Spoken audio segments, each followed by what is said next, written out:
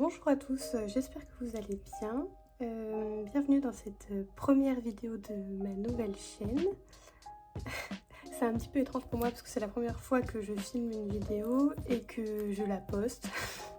Donc s'il vous plaît soyez indulgents parce que je suis pas très à l'aise, c'est la première fois. Donc j'ai décidé de commencer par faire un tag de présentation. Alors du coup je suis allée sur plusieurs chaînes de coloriage et j'ai fait des petites recherches et j'ai trouvé une vingtaine de questions auxquelles répondre pour pouvoir faire plus ample connaissance.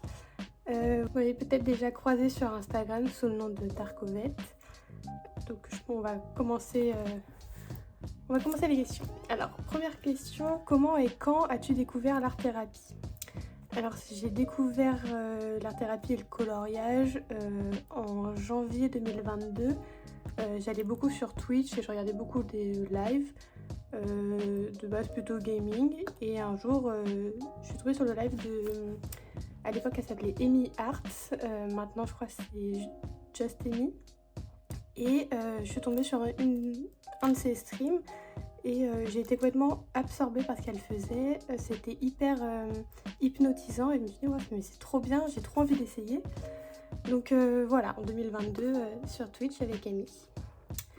Deuxième question, quel a été ton premier livre de colo et matériel? Alors mes premiers livres de coloriage, ça a été ces deux-là, il me semble, de Histoire éternelle et le Kaleidomorphia de Kirby Rosen.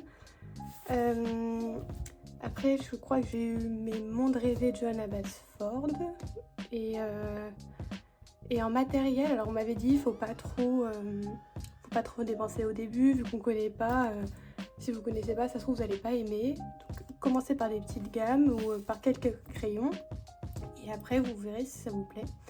Du coup je suis allée, je sais plus, dans un magasin de Beaux-Arts, je me rappelle plus du nom.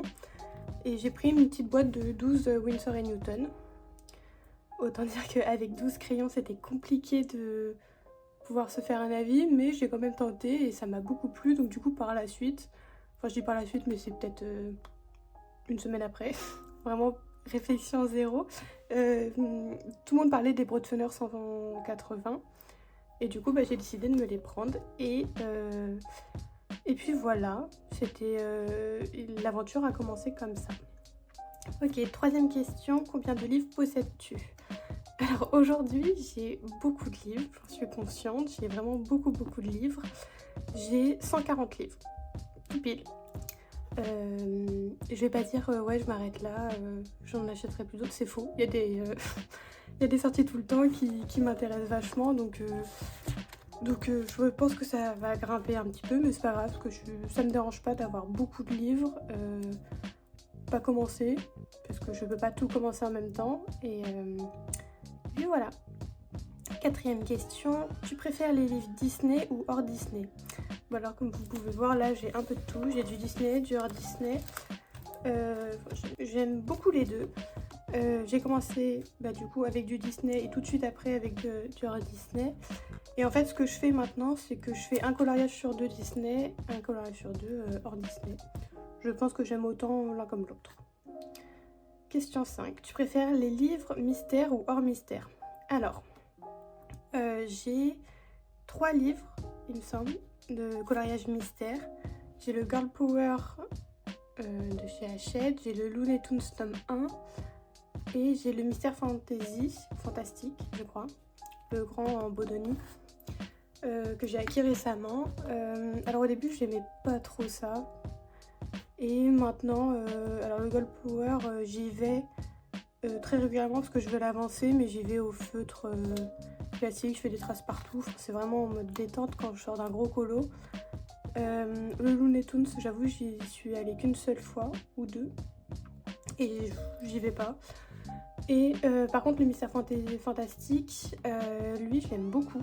Et comme je suis un mouton, tout le monde utilise les feutres acryliques en ce moment. Et je fais pareil. et j'avoue, j'aime bien. Mais pas tout le temps. Question 6. Grayscale ou line art? Alors, j'aime bien les deux. Je trouve qu'avec le line art, on est du coup plus indépendant. Pour ceux qui savent pas ce que c'est que le line art, c'est par exemple là où j'ai rien fait. Par exemple, ça c'est du line art. On a juste le line du coloriage, du dessin et débrouillez-vous pour faire les ongles de lumière si vous avez envie d'en faire. Donc je trouve ça vachement bien parce qu'on est hyper autonome, indépendant, mais ça peut être un petit peu compliqué quand on veut apprendre, alors que le grayscale, par exemple, si on prend celui-ci de Kevin Théohart, ça c'est du grayscale. On a évidemment les traits de l'illustrateur, mais on a une partie grisée en fait, avec les ongles, les lumières. Ça peut aider, ça aide vachement même d'ailleurs. J'explique ce que c'est que le grayscale parce que peut-être il y en a qui savent pas, je pense que beaucoup connaissent, mais dans le doute. Du coup, ce que je préfère, je pense que je préfère le line art.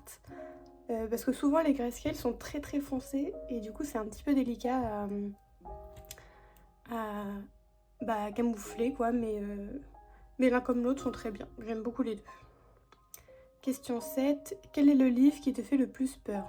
Alors j'ai pas de livre vraiment qui me font peur ou auquel j'ose pas aller parce que trop compliqué ou parce que j'ai peur de mal faire. Par contre il y a des livres qui m'impressionne un peu mais que j'aime beaucoup. Donc par exemple celui-là, l'art du coloriage manga, il est vierge encore, je l'ai pas commencé, mais vous voyez, je trouve qu'il y a beaucoup de petits détails, beaucoup de détails en général, et ça peut un peu me refroidir en fait pour commencer une illustration, pour savoir dans quelle direction aller.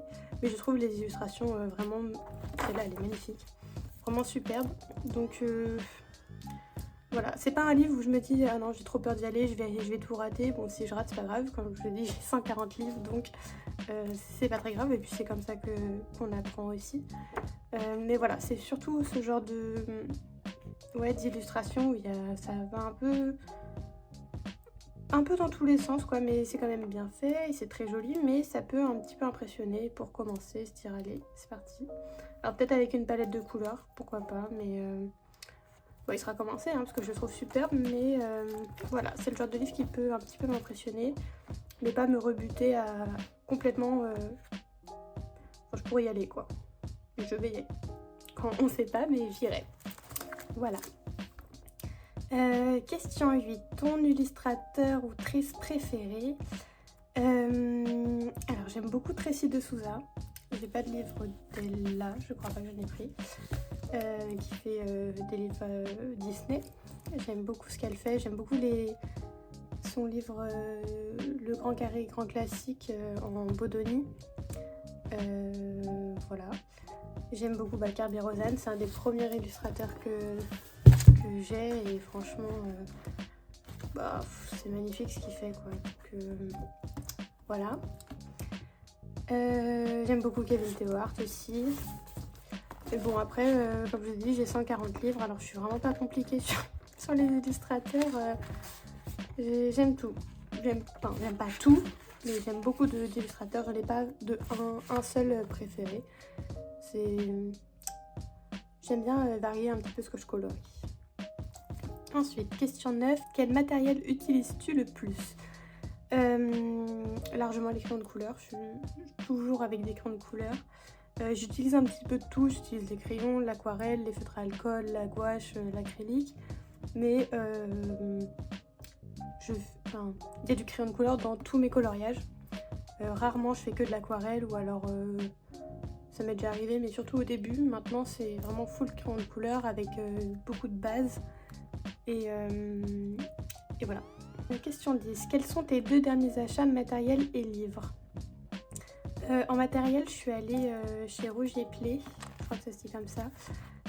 Et j'ai pris des crayons de couleur luminance à l'unité. J'en ai pris une dizaine. Et au passage, j'ai pris ce livre qui est sorti il n'y a pas très longtemps, je crois. Il est sorti quand? Avril 2025, il est sorti le mois dernier. Je le trouve magnifique. J'ai aussi craqué pour l'inspiration de Disney, mais je suis très manga et je je trouve superbe en fait. Et l'idée d'avoir des inspirations, c'est bien pour ces coloriages-là, mais aussi pour d'autres qu'on a dans tous nos livres. Puis on l'a en double, enfin, on a l'illustration en 2 fois. On m'avait dit que le papier c'était pas le même. Alors j'ai pas encore colorié dessus, mais c'est vrai qu'au toucher, j'ai remarqué qu'il y avait une différence de grain entre la première et la deuxième illustration. Il y en a un qui est un petit peu plus rugueux et l'autre un tout petit peu plus lisse, mais voilà, mon dernier achat. Question 11. Le matériel que tu regrettes le plus d'avoir acheté et celui que tu regrettes le moins. Alors, comme beaucoup, je suis une adepte de Action. Et j'avais acheté les crayons comme ça, les Silky crayons Craft Universe. C'est des craies en fait, bon, là, qui sont déjà un peu sèches quoi. Mais c'est un dupe de chez Dupe éclaté des Neocolor. Donc il y avait plusieurs packs, j'en ai beaucoup acheté. J'ai pas vraiment utilisé, enfin un peu, mais c'est très fade et il faut y mettre beaucoup d'eau et je suis pas très fan. C'est pas nul, loin de là, mais par rapport à d'autres matos que j'ai, c'est vraiment pas ce que je préfère. Voilà, et celui que je regrette le moins, bah, c'est mes crayons de couleur que j'utilise le plus. J'utilise beaucoup les Prismacolor. Donc je pense qu'il y a 0 regret là-dessus. Voilà. Question 12. Ton matériel indispensable. Bon bah je vais me répéter encore. Les crayons de couleur. Quelle que soit la marque. Alors pas de marque écolière. Genre les bics hyper secs, c'est du plastique le truc. Donc moi j'arrive pas à colorier avec ça en tout cas. Un crayon de couleur blanc. Et un crayon de couleur noir, très important. Une gomme, alors électrique ou pas, franchement j'ai une gomme électrique, j'ai la Derwent, mais elle marche, mais quand je veux gommer sur le papier, elle s'arrête un peu et j'ai beau changer les piles, ça fait ça. Donc j'aime bien les gommes traditionnelles, ça marche tout aussi bien. Et puis voilà. Un pinceau pour épousseter, alors j'en ai plusieurs, mais j'aime bien ceux d'Action, ceux qui ressemblent à des licornes, des cupcakes, des donuts. T'épousses un petit peu, ça enlève le surplus de pigments, ça enlève les traces aussi, donc c'est très sympa. Et quoi d'autre, un aiguiseur. Moi j'ai le DAL 133, alors je l'ai pas sous la main là, mais j'ai ça, c'est très bien comme il va très bien pour moi, je le trouve. Et en dernier, je dirais un stylo gel blanc. J'utilise beaucoup les Longo, les Morandi Longo.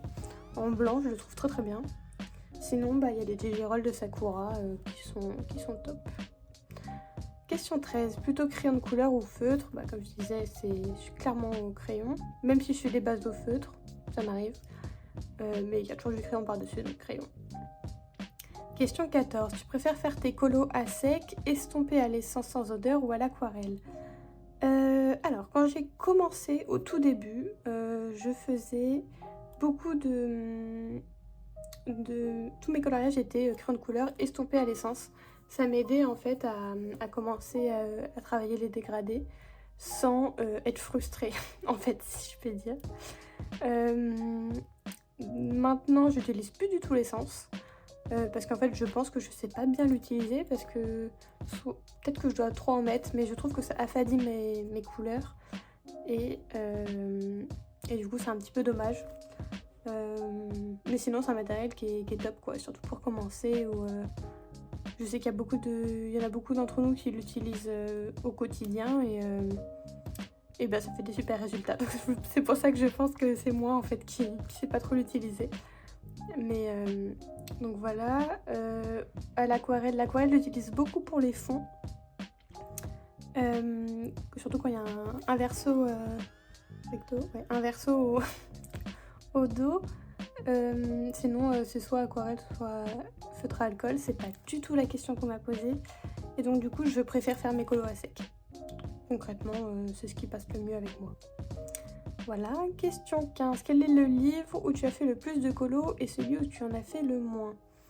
Alors celui où j'en ai fait le plus, ça se joue en fait entre le Histoire éternelle de Disney et le Kaleidomorphia. Je crois que je dois être à 35% et 26% de chaque. Donc là il y a 100 illustrations et là-dedans il y en a 55. Enfin moi j'en ai compté 55. Donc ce sont mes 2 livres les plus avancés avec le Mystère Camp Power, mais que je n'ai pas sous la main et que je compte moyennement en fait. Le livre où j'en ai fait le moins, alors tous mes livres non entamés, lui par exemple, qui n'est pas du tout entamé et qui est complètement vierge. Voilà. Question 16. Montre-nous ton premier et ton dernier coloriage. Alors, mon premier coloriage, c'est dans le Histoire éternelle, mais j'ai un doute entre deux. J'ai un doute entre celui-ci et celui-là. Non, pas celui-là. J'ai un doute entre deux. Donc lui, c'est sûr. Est-il après? Parce que maintenant que j'en ai fait pas mal, c'est un peu compliqué à les retrouver. Hop. Et bah, je vais pas y arriver. Non, bon, alors, j'hésite entre celui-là, qui, ma foi, bon, il y a les pochettes, je vais peut-être l'enlever. Hop. Alors ça, c'est fait avec, je vous disais, les 12 crayons de chez Winsor & Newton. Donc, on se débrouille, hein, ça peut faire quelque chose. Aujourd'hui, je fais plus du tout ça. Ce sera pour après. Aujourd'hui, je ne colorie plus du tout comme ça. Et l'autre où j'hésite, en fait... Ah, c'est celui-là. C'est celui-là. En fait, c'est un des deux. C'était soit celui-ci, que j'ai fait en tout premier. Je signais déjà, mais je ne mettais pas la date. Ou soit c'est celui-là. Alors là, ouais, il y avait du taf. J'ai fait toutes les feuilles, une par une. Aujourd'hui, je ne pense pas que je referai toutes les feuilles comme ça. Et pareil, alors je vois que c'est estompé à l'essence parce que j'ai mes petites taches blanches. En fait, c'est ça que je disais, je trouve que ça affadit les couleurs. Je vois que pour trouver la couleur des 2 lions, j'ai fait plein de mélanges directement sur le papier. Pas terrible, mais voilà, c'est mes débuts, je regrette pas, c'est très sympa. On commence bien quelque part. Et mon dernier, alors c'est plutôt mon encours, je l'ai pas fini. Voilà, alors tout ce qui est très clair, c'est de l'aquarelle et ce n'est que des bases. Ça va pas du tout rester comme ça. Par exemple, là les feuilles sont faites, là c'est les mêmes feuilles mais elles sont pas encore faites, vous voyez. Donc voilà, mon dernier coloriage, dans le Disney en tout cas, qui est en cours de préparation. Et dans le Kaleidomorphia, je vais vous montrer aussi tant qu'on y est. Le premier que j'ai fait... Alors attendez, parce que j'ai évidemment pas bien préparé, c'est ma première vidéo, donc on essaye de tout bien faire, mais évidemment ça ne marche pas. Alors je vais peut-être vous couper et vous reprendre quand je l'aurai trouvé. Ah voilà, c'est les 2 girafes là. Voilà, ça c'est mon premier Kirby. Et là j'avais noté février 2022, donc j'avais 1 mois de coloriage. Et là j'avais déjà les Broadfunner parce que j'ai beaucoup plus de teintes rien que dans le jaune en fait, je vois. Voilà, fond pastel sec, c'est un matériel que j'utilisais beaucoup avant, beaucoup moins maintenant. Et mon dernier dans ce livre là, c'est celui-là.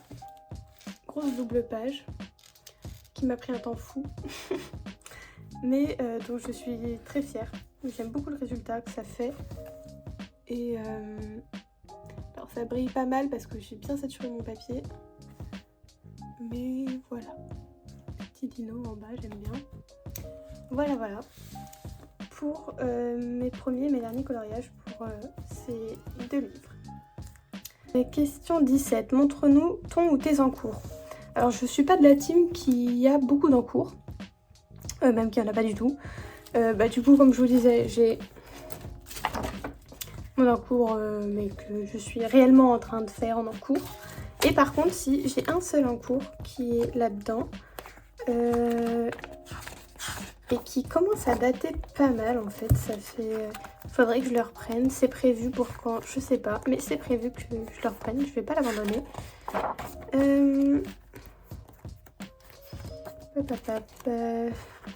La prochaine fois, je mettrai des marque-pages. Je comprends celles qui mettent des marque-pages en fait. Puis ils seront peut-être plus utiles que dans un pot à rien faire. Alors...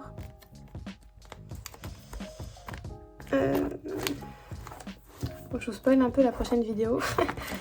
Voilà, c'est ça. Mon encours qui date de il y a très longtemps parce que j'utilisais les façons de fleurs. Ça se voit, la peau est méga fade. Ça a tenu aussi en fait. Et j'aime bien encore les cheveux que j'ai fait. C'est un petit effet cheveux hyper timide, mais pourquoi pas. Quand je reprendrai le coloriage, c'est-à-dire que je vais tout refaire. Clochette inclus. Mais en fait je m'étais arrêtée là parce que j'avais aucune idée de comment faire le fond. J'avais pas encore tout ce qui est gouache, acrylique, tout ça. Donc voilà. Donc c'est mon seul en cours. Donc je pense que ça va. Je devrais réussir à ne plus en avoir un jour. Donc voilà. Ensuite, question 18. En moyenne, combien de colos réalises-tu par mois? Alors je note... si ça vous intéresse, je vous ferai une vidéo, mon organisation coloriage, comment tout simplement je m'organise pour cette activité-ci. Et du coup, en fait, je note à chaque fois que j'ai fini un colo dans le mois, quoi. Et du coup, j'ai fait une moyenne de tous mes coloriages depuis janvier et j'en arrive à 16 colos par mois. Ce qui est pas mal, je trouve. J'ai plutôt une bonne cadence. donc voilà, ça fait 16 colos par mois, je trouve ça plutôt bien. Et dernière question, question 19. As-tu des projets concernant ta chaîne? Alors du coup c'est ma toute première vidéo. J'ai quelques idées en tête de vidéos. Le principal c'est surtout de partager ma passion, de montrer ce que je fais. Si ça peut en intéresser certains ou certaines, je trouve ça chouette. Et puis voilà, si vous avez des idées de vidéos que vous voulez me voir faire ou répondre à d'autres questions, n'hésitez pas à vous mentionner dans les commentaires ou en MP sur mon Insta. Je vous mettrai mon Insta en barre d'infos. Je suis très dispo, très accessible, très sympa, très chill. Il n'y a pas de souci là-dessus, donc vraiment n'hésitez pas. Et puis voilà. Je vous remercie de m'avoir écouté et d'avoir regardé ma vidéo. Et puis je vous dis à la prochaine. Salut!